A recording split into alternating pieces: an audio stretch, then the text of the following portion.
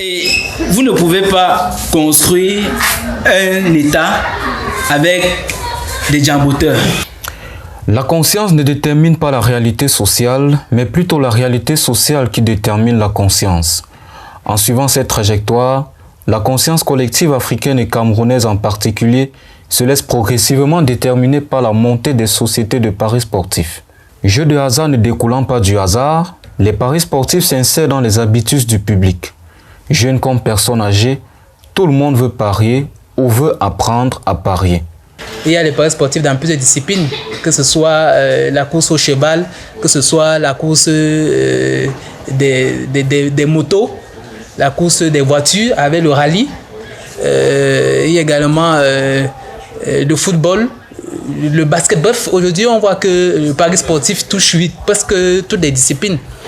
Et en Afrique, on peut se poser la question de savoir qu'est-ce qui pousse les Africains à être fans de ces paris. Moi, je vois beaucoup. Oui, l'engouement, c'est beaucoup plus le contexte de pauvreté, en fait. C'est l'un des éléments qui est. C'est vrai qu'en dehors de la pauvreté, il y a aussi la passion. Mais la passion, c'est beaucoup plus dans les pays qui ont atteint un certain niveau de développement. Parce que les pays qui ont atteint un niveau de développement, eux, ils font les paris par passion. Ils sont passionnés de ce qu'ils font. Il y a des gens qui ont beaucoup d'argent, ils ne savent même pas quoi faire avec. Ils se lèvent un beau matin, ils disent qu'il parie. Parce qu'il a suffisamment. Il ne parie pas parce qu'il est bête, parce qu'il a suffisamment. Il veut un peu éponger sa richesse. Aujourd'hui, il y a une dynamique qui fait en sorte que les footballeurs, n'est-ce pas, sont des modèles de la réussite sociale. Les fémans sont des modèles. Ceux qui, à travers des paris, ont su gagner des centaines de millions, deviennent maintenant des modèles. Et il y a déjà donc une trajectoire qu'empruntent les jeunes, n'est-ce pas, pour pouvoir accéder aussi à ce mode de vie-là. Et les paris sportifs, justement, se présentent donc comme un enjeu, n'est-ce pas, de facilitation, n'est-ce pas, pour atteindre cet idéal-là. On a l'avancée des réseaux sociaux, l'hypermédiatisation des paris sportifs, pour être un peu plus englobant. Cette hypermédiatisation des paris sportifs à travers ceux-là qu'on a appelés, je les mets entre guillemets, influenceurs. Et même certaines chaînes de télévision ou de radio qui sont assez écoutées, qui en longueur de journée, en longueur de minutes, font la publicité de tel ou tel pari sportif à travers des comptes promo. Vous allez voir un influenceur qui a des milliers et des milliers d'abonnés, donc la majorité constitue la jeunesse. Et à chaque publication, il vous dit en bas, qu'elle soit écrite ou visuelle, utilisez mon compte, mon code promo, tout ce qu'il dira, tout ce qu'il fera. Tous ses abonnés suivent également et font ce qu'il a demandé de faire. Faisant partie intégrante du quotidien des communautés, les jeux de paris sportifs semblent poser plus de problèmes que de résolution aux besoins des parieurs. Le besoin qui ne relève pas toujours de l'agréable, parfois de l'utile.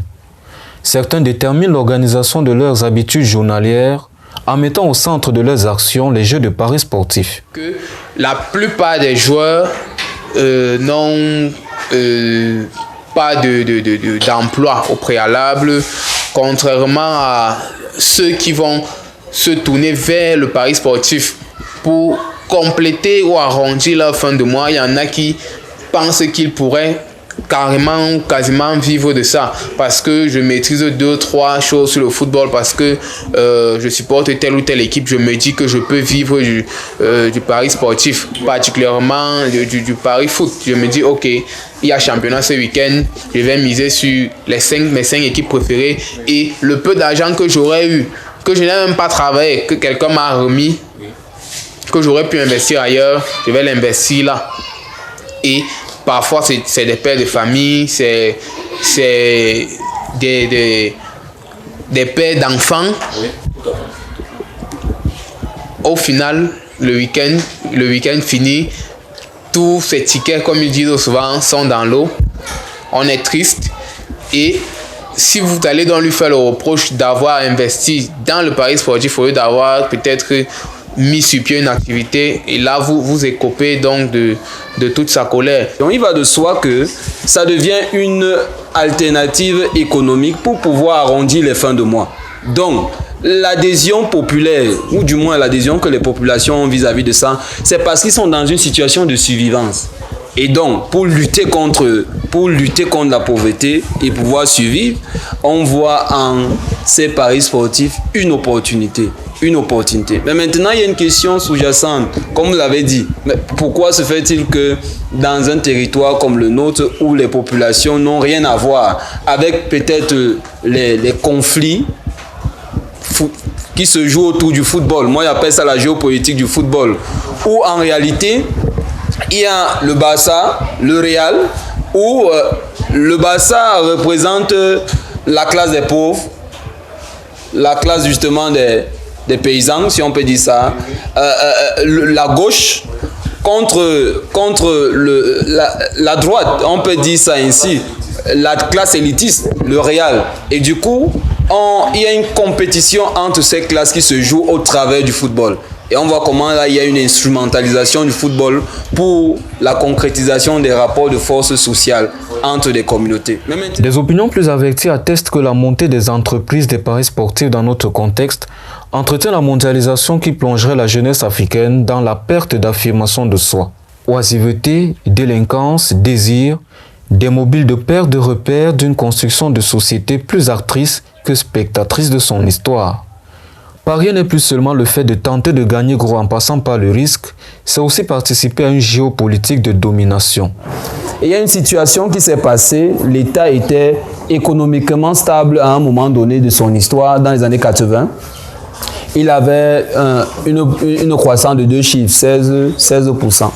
Cet État fait face à une crise. Et cette crise le met sur ajustement. Et donc l'État qui éduquait, l'État qui était pourvoyeur d'emploi, l'État qui était providentiel, n'est plus capable de satisfaire ce type de choses. Conséquence, c'est que, on a parlé de l'éducation tout à l'heure, la rue devient un pédagogue alternatif, les réseaux sociaux deviennent des pédagogues alternatifs, les bandes, ces gangs qui sont un peu, deviennent des pédagogues alternatifs. Donc, comme l'État, la nature a horreur du vide, le vide sur le plan éducationnel que l'État a laissé, ces pédagogues alternatifs qui sont parfois des charlatans vont éduquer ton enfant. Et à partir du moment où ils éduquent ton enfant, tu vois que tu vas perdre. Donc, j'illustrerai ici là la faillite du système social pour dire que ce n'est pas seulement la faute de l'État, mais c'est également la faute du système international. C'est également la faute des populations locales qui ne parviennent pas justement à prévenir leurs enfants de ces avatars de la mondialisation. Le problème principal des paris sportifs, je pense que c'est l'addiction. C'est l'addiction. Je ne trouve pas de mal à ce qu'une personne joue. Je ne trouve pas de mal tant que ça peut l'aider sur certains points de sa vie. Oui. Il y a certains que ça aide à avoir peut-être un taxi pour venir à l'école et tout. Oui. Bon. Quand quelqu'un, une fois, il a parié, c'est pas 10 000, a gagné plus de 200 000. Bon, vous voulez qu'il s'arrête comment? C'est pas évident. Il y a eu un buzz une fois d'un homme qui a gagné un peu plus d'1 milliard. Bon, vous, à votre place, comment est-ce que, je sais que à cette période-là, vous-même, vous avez été tenté. Tout le monde a été tenté. 1 milliard d'hommes. Il a gagné, il a parié, je ne sais pas si, voilà. Avec un franc, tu gagnes 1 milliard. Non. Je ne sais pas par quelle alchimie vous ne voulez pas que les gens gagnent autant.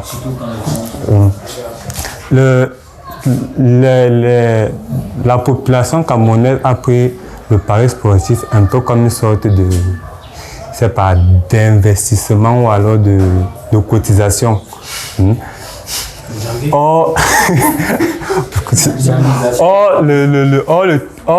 C'est écrit, c'est là simplement pari. Donc, quand il y a pari, c'est qu'on peut gagner, qu'on peut perdre. Mais dans notre pays, c'est la cotisation. Hein. Quelqu'un mise, il a commencé à faire les plans avec l'argent qu'il a misé sans avoir le résultat. Bon, du coup, une fois qu'il perd, il est déséquilibré à tous les niveaux.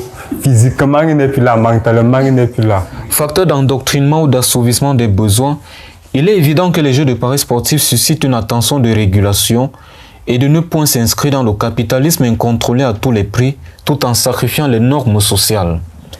Contrôler ce capitalisme tous azimuts consiste à faire de la jeunesse un facteur de production.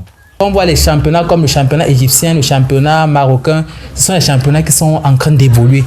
Et d'ici peu, ils risquent même concurrencer avec les Européens. D'ici peu, les Européens quitteront là-bas pour venir jouer en Égypte. Je crois que nous, les Africains, on n'a pas assez perçu un élément très important, c'est que il y a une géopolitique qui se joue dans le football. Le football est un enjeu de puissance.